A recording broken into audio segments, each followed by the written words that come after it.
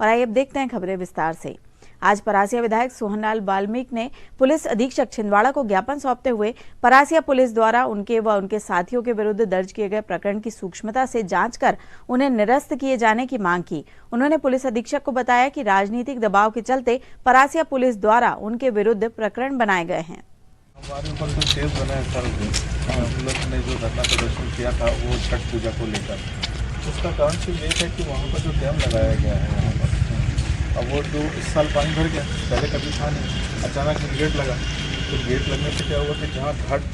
होता था नीचे नगर सिंह, जब कई लोगों को महिलाओं को पूजा करने की व्यवस्था बन जाए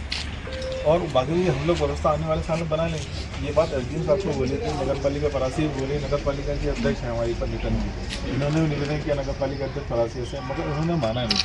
और प्रशासन ने भी क्या करा सर, एसडीएम साहब को भी लिख के देते, चाहते तो बैठा भी, तो बीच में रास्ता निकल जाए तो वो भी नहीं हो पाया। अब दिक्कत ये थी कि सर हम लोगों को छठ की पूजा तो करना था, जो छठ की पूजा करने वाले जो लोग हैं, जितने भी महिलाएं हैं, जितने भी पुरुष वहाँ पर हजारों की संख्या में आते हैं और पूरा घाट डूब गया, पूरी नदी में पूरे रोड तक डूब गई। उसके लिए बार बार निवेदन करने में बोले और हम लोग ने धरना प्रदर्शन किया। तो हम लोग एसपी साहब को जो ज्ञापन सौंपा है हम सभी साथियों की ओर से,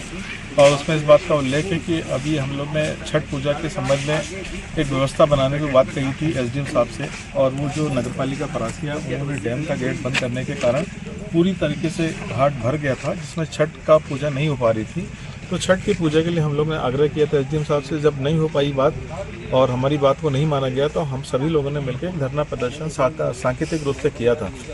वहाँ पर रोड पे खड़े होकर, जहाँ पर छठ पूजा की जाती है। परंतु राजनीति दबाव, भारतीय जनता पार्टी का दबाव इतना प्रशासन पर है कि हम लोग की कोई बात सुनी नहीं जा रही है, हिंदुओं की भावना से खिलवाड़ किया जा रहा है, छठ पूजा नहीं होने दिया गया, उस दिन छठ पूजा में लोग नहीं पहुँच पाए, उसी बात को लेकर था। और हम लोग ने